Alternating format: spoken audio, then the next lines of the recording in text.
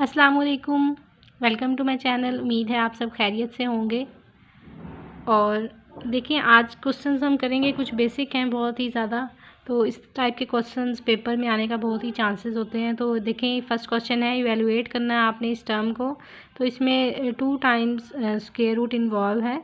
तो देखें, सबसे पहले हमें चेक करना होता है कि कोई इसकी पॉसिबिलिटी बन जाए किसी तरीके से सॉल्व आउट होने की। तो देखें, अगर 248 के मैं स्क्वायर्स चेक करूं कि किसी नंबर का ये स्क्वायर है, तो बिल्कुल भी नहीं है। 64 है, तो 8 8 ज़ा 64 होता है। इट मीन्स यहाँ मैं 64 की प्राइम फैक्टराइजेशन अगर कर लूँ तो वो 8 टाइम्स ऑफ 8 ही मिलता है। तो इट मीन्स मैं इसको लिख सकती हूँ 248 प्लस 64 की जगह मैं अगर लिख लूँ 8 स्क्वायर, ठीक है। तो स्क्वायर रूट से कैंसिल हो जाएगा। तो मैं अब लिखूँगी 248 प्लस 8। तो 248 प्लस 8 इज़ 256। तो स्क्वायर रूट ऑफ 256 ये किसका स्क्वायर रूट है? ये है 16 का। तो आपका आंसर है 16। नेक्स्ट क्वेश्चन नंबर 2 देखते हैं। What number increase by 20% of itself is equal to 102। तो थोड़ा सा क्वेश्चन को समझते हैं, क्या कह रहा है। ऐसा कौन सा नंबर है जिसको उसमें से ही 20% इंक्रीज़ किया जाए तो वो 102 मिलता है। तो इस कंडीशन को मैं अगर लिखूं तो मैं लेट करूंगी जो नंबर है वो x है।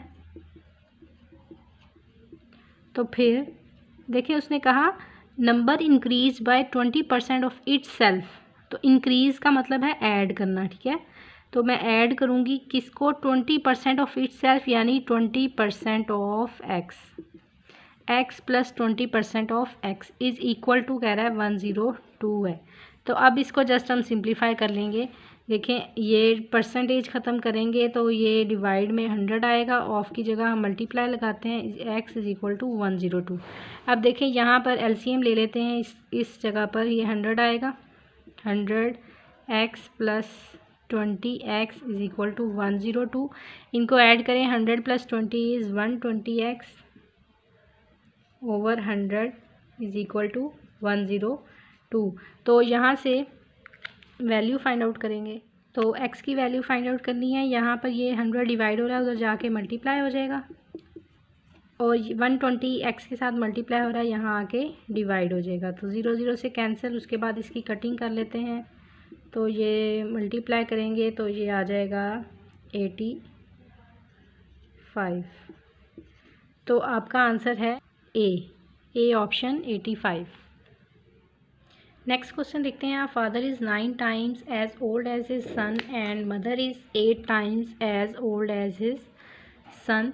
सम of father's and mother's age is 51। What is the age of the सन?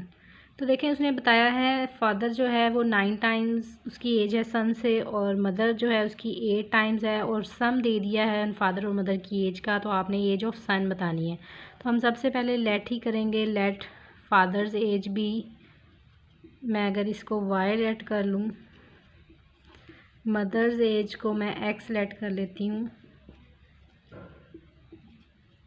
और मैं सन्स एज को मैं लेट करती हूँ BA, ठीक है। Then according to the given condition y is 9 times of son. तो it means y is equal to 9 of A। इसी तरह mother is 8 times as old age is son, x is equal to 8A।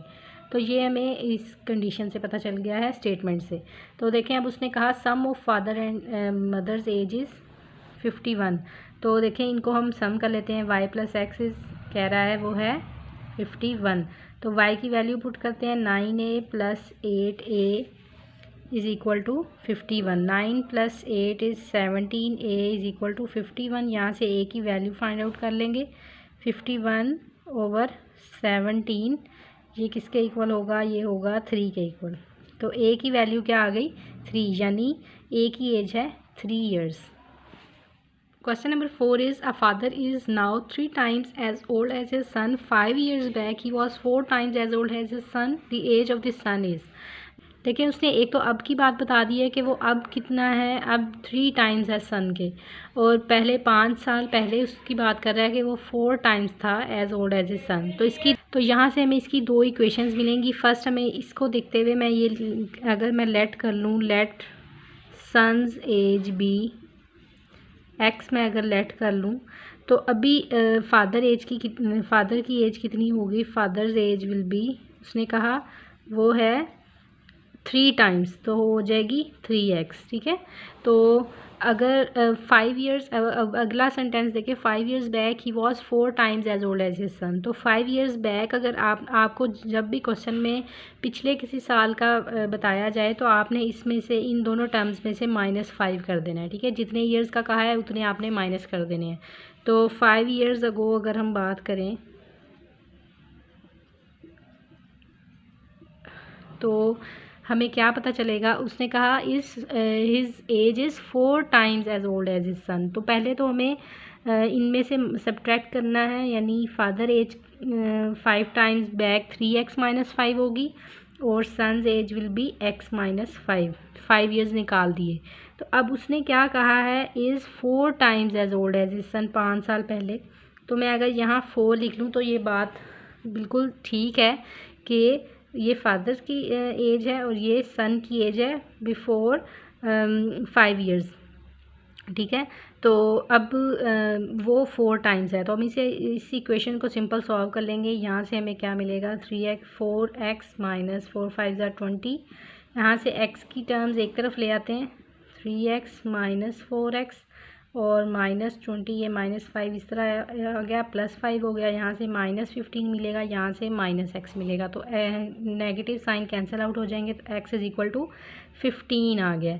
तो यानी ये x ही हमने लिया था ना, सन की एज कितनी है, x है, और फिर फादर की अगर उन्होंने पूछा हो, हमें सन की ही बतानी है, तो ये 15 आंसर है। और अगर उसने फादर की पूछा हो तो फिर हम 3 टाइम्स ऑफ x ले लेंगे, यानी 3 टाइम्स ऑफ 15 लेंगे, वो होगी 45 ईयर्स। यानी फादर जो हैं वो 45 ईयर्स के हैं और सन 15 ईयर्स का है। तो इसी तरह के मज़ीद क्वेश्चंस हम करेंगे नेक्स्ट वीडियोज़ में। Thanks for watching.